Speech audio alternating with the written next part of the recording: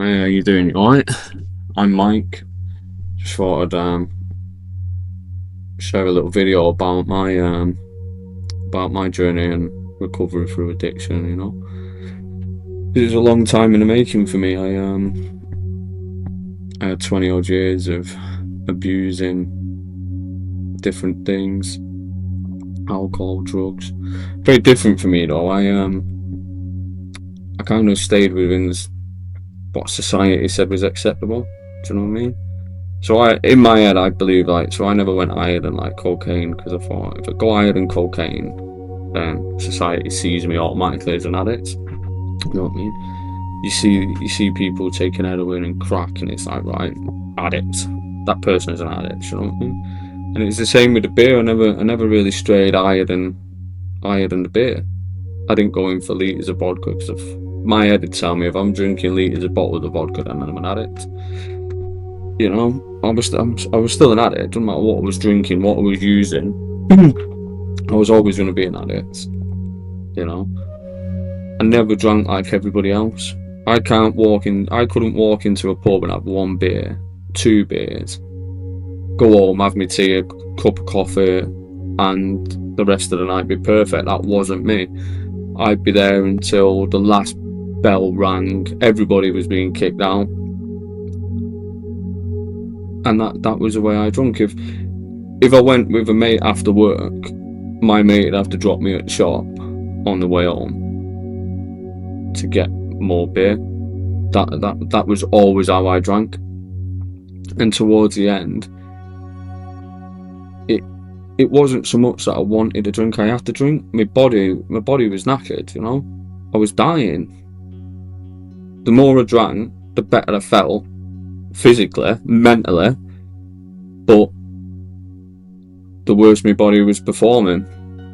I lost a lot of weight, everything, but nothing in this world made me want to stop. Nothing made me want to stop. Back a few years ago, I tried recovery, and I think I managed about 2 months. And I was on my own. I didn't have people around me who supported me or anything like that. I was just on my own. I had my wife and my kids, and you think that should be enough, but it's not. And then I started drinking secretly, and within a few weeks, maybe months, if that, I was back in it. I was back in it full time. I was back being a full time drinker again. And I liked it. I liked that, and I liked drinking. I liked the feel. I liked how it made me feel. I didn't like how sometimes I'd behave. I didn't like how I'd behave sometimes, and that.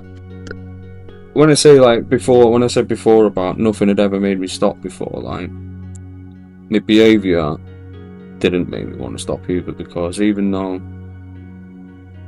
in myself and in my heart I'm not like an aggressive person, but you stick a drink in me and I want to fight the biggest, hardest person in the place just to prove a point, I think. You know what I mean? And then my mates didn't then want to go out and have a drink with me because they didn't know which Michael would turn up. If it'd be happy Michael, 3 or 4 pints, which way is he going to turn? Is he going to start picking fights? Do we really want to be bailing him out of it again? And so then that used to feed me to want to drink more, because I used to feel sorry for myself. But I used that pity to go and drink again and condone it to myself that I could drink like this because nobody wanted to hang around with me. Nobody, poor me. Just I had to have the whole world to feel sorry for me, and then that condoned me, then justified me having a drink and doing whatever. And even back in the early days, my kids, not seeing my kids for a long time, it hurt me. But rather than putting my efforts into going and want to see them or try and work out to see them, I drank, I used, because I had the justification to do it. I can't see them. I'm not allowed to see them. You know, the mum stopped me, and like I said, rather than going and doing something about it and getting off my arse and doing something, I just went down a pub. That was it. I'd sit at home with crates and crates of beer, you know, bag of cocaine, whatever. Do you know what I mean? It didn't register it to me at the time. It was just, I'm just going to sit here and feel sorry for myself and crack on. But this time was kind of different.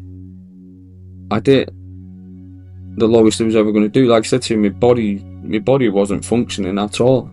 It was ready for giving up. I was ready for giving up, you know. But years and years ago, I'd had a few suicide attempts that obviously didn't work, otherwise I wouldn't be sat here. But at that time, I genuinely believed that I wanted to die at that point. Whereas this time, when my body was failing, I don't think I wanted to die. Something scared me a bit more. The realization, I think, scared me a lot more. That actually, this is getting kind of serious now. I couldn't walk in the mornings. If I woke up, when I woke up, I was struggling to walk some mornings until I had a beer inside me. And once I got a few beers inside me, like I said, my body started to function properly, and I became a bit more compass mentis, and that's how my life went for a while. And then I started to get myself a bit more clean and sober. I started going to regular meetings. Hated going to meetings. Hated it because I didn't want to be like them. I still, in the back of my mind, didn't believe I was an addict for a while. I knew I was probably a bit ill. Made me a bit ill. But I wasn't an addict, so it was probably, I can switch this on and off, do you know what I mean? And I hated going to meetings because I didn't want to be like them. I didn't want to sit there with people and be labelled the same. And then after a couple of weeks and a couple of months, like, I realised I am an addict, and it's not a bad thing to be an addict, do you know what I mean? It wasn't like I woke up one day and said, you know what, this is the moment now, I'm going to go out and become an addict. I never did that. You know, it was circumstances at the time, you know. And this story isn't for pity, it's just to be brutally honest with you, you know, about my journey and my recovery. And, you know, once I realised that I was an addict and I couldn't cope without beer or anything else, any other drug, it kind of made my life a bit easier, because I knew what people were saying to me was correct. Even though a few other people had said it, you know, my wife had said it, my best mates had said it, Mike, you're an addict. Nah, I'm not. I just like a drink, you know. There's a difference between liking a drink and the drink taking over you, and it did. It took over me, and I lost everything. For a long time, I lost everything. Like I said, I lost my kids for a bit, back along, and, you know, my wife, I lost her for a bit, you know. I lost my job. I left my job because my body wasn't right, my mind wasn't right, my head wasn't right, and I thought I was going to get the sack or kill somebody. So I was like, I got to quit. But that enabled me then to want to be sat there and be able to drink how I wanted to drink. And now, you know, being clean and being sober is giving me so much more. I think clearer, calmer. I don't have to lie to people. I don't have to be sneaky in what I do. Like, you know, I'd finish work and I'd go to pubs, and I'd go to different pubs so that I'd be seen in different pubs every other day or every other week. I'd be seen in a different pub so that nobody could put two and two together. Oh, he's not been here for a few weeks, so obviously, you know, he bobs in every now and again. I'd use different shops to buy me beer, and it gets exhausting, you know. It's like a full-time job on its own, trying to be sneaky to try and hide your addiction. I don't have to do that anymore.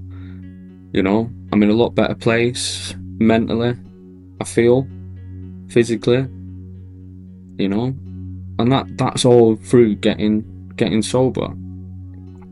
You know, but all the stuff I had to go through to get here today, that's what I had to do. You know, that's my journey to get clean and sober. You know, the time where I thought this is it now, and I'm proper scared that I was gonna die,